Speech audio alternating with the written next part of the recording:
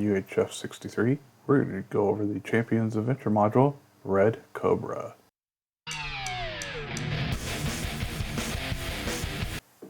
Before I get started, let me go by and let you know that I did like this module quite a bit.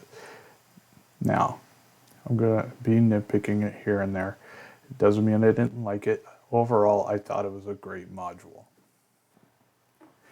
Now for the specifications. It's Red Cobra. It's by James Thompson. It's under the Hall of Champions banner. There's several artists, including Strom Cook, Butch Mappa, and many others, as you can see here. It is for the Champions 6th edition rules. It was published this year, 2021. It's $4.95 at DriveThruRPG with the link in the description. It's 101 pages, and for me to read through it, it took me about 2 hours to read through this entire module because of the 101 pages. It's a very lengthy, detailed module. The author overview of this module listed in DriveThruRPG sums it up really good, and I'm just going to summarize that. And oh yeah, by the way, if you're a player going to play through this, skip this video. It's going to be full of spoilers. Go figure, right? Sorry guys. GMs, please continue to watch.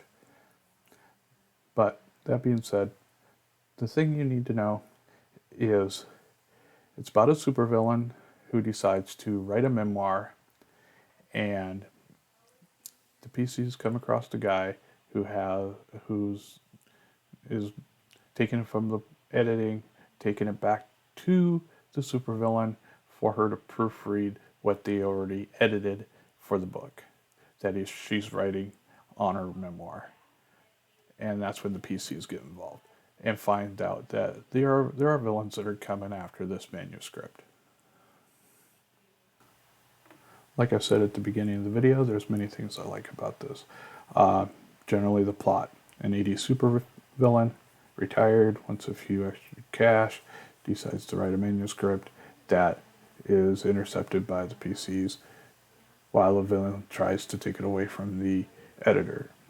On his way to the supervillain, who is named Red Cobra, the title character, and that's how the PCs get involved into this whole tangled web of these supervillains that she double-crossed in the past. One of the things I liked was the name of the characters, very 80s, such as this guy, Fast Forward, and you hear about his former compatriot named Rewind, which of course hardly anyone does fast forward or rewind of their streaming videos and whatnot. So, like I said, very 80s character names, and I loved that. Also, I liked the adventure flowchart here, the scene breakdown before it goes deep into the adventure. Just to let you know, don't let the beginning of the adventure throw you because it sounds very railroady, and it typically is, but a lot of superhero campaigns are a little railroady. The one thing this adventure takes into account is mental powers, such as telepathy, which a lot of adventures don't in superhero games. And that was a good plus to take into account reading people's minds on getting info. It really takes the nuance out when you have someone to just read someone's mind. Oh, that's what's going on in the adventure. We can go right to the bad guy now, take him out. Although this particular adventure does not really have that take the bad guy out nuance to it. Yeah, apprehending some of the bad guys that are after Red Cobra, but there is that. Also, the maps are great. They are all the maps are 2-meter hexes, which is one of the things I didn't really care for in this adventure. Was when it went and talked about the measurements in the adventure, they refer to as hexes, and you really don't know the scale until I went and looked through it and kind of took some measurements myself and go, okay, these are 2-meter hexes, which is kind of the standard for interiors, but exteriors sometimes it varies. This adventure has great page references. If there's something else in the module you had to refer to have it come back instead of repeating a bunch of things, which would have really increased the page count on this. But I typically, when I run my adventures, I avoid all that and I just make notes on one page so I know where everything is. If I have to refer to something, I have it right there. Or if you feel so inclined, you can print out that page so you can have that page next to you when you need it. As you can see here, this is Madame Ultra's character sheet. It's very colorful. I like that. But it's also a downside too, because if you wanted to print it out, it's going to take up a lot of color ink.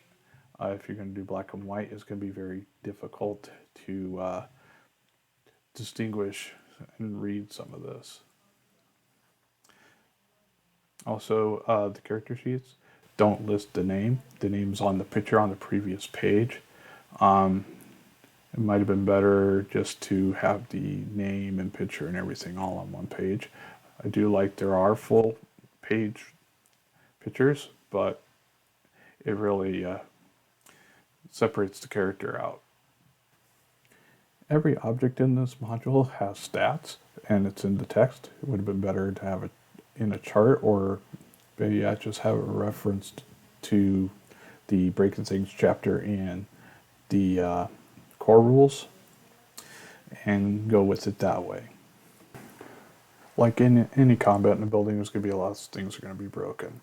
There's a lot of glass in this adventure, and in that vein of Die Hard, broken glass in this adventure says it does a 1 to 1.5 dice of damage. So your heroes better be wearing some footwear.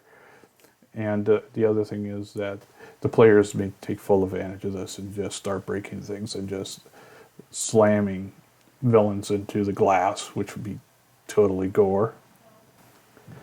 The Aftermath wraps everything in a great little bow. I would have made it a little bit better so you could extend this into a whole-fledged campaign if you wanted to give this more reusability factor to it.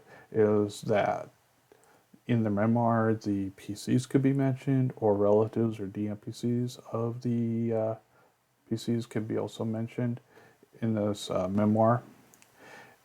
And there could be rumors that it is true. She had some kind of relationship with those characters or not. It's up to the GM, but it could really extend this module for the whole 101 pages that it is. Now to the things I didn't like. The first thing is there's a little bit of crude language, and it's not deliberate. It's done with symbols and not the actual words. So it's not terrible. So if language is a problem, it's in here, but not in here. Also, there is, I wouldn't say frequent, but there's a fair amount of mentioning of cocaine and coke in this as well. I know it's a big 80s thing, so it probably would be worth mentioning, but I would say drugs in general instead of going full out. Cocaine, it's a great thing. Everybody was doing it, but that's me. I'll recap a couple of things I mentioned in the things I liked that I should mention here, and what I didn't like was no printer friendly version. I love that it was color, but it makes it really difficult if you wanted to have a print version of this, so you can use it as you like, especially the character sheets. The other thing is having a rumor that the PCs are mentioned in the book, or relatives or DMPCs are mentioned in the book. That would have got the PCs involved without having a real dramatic intro of this adventure. Also, common knowledge rules. Since this is about villains of the 80s, it's possible that the PCs may know a little bit about these characters because they have a very extensive background, which is a great thing and also a bad thing because, like I said before, it adds to the count. And if you play this as it is, it has no real replayability without a lot of GM work. A couple of things is, unless you're familiar with champions at all, there are some references to older terms. Sometimes complications are referred to as disadvantages, even though this is listed as a 6th edition product. And if you only play 6th edition, you wouldn't know that. There are some combat sections missing from the Madison Quimby character, which is not a huge deal since she's really a non-combatant, which is another thing. There's really no need to have full out character sheets for some of the NPCs listed in this. A small list of skills would have been sufficient instead of a full page write up for the characters. The disfigurement mentioned for Red Cobra may be sensitive to some people to that extent.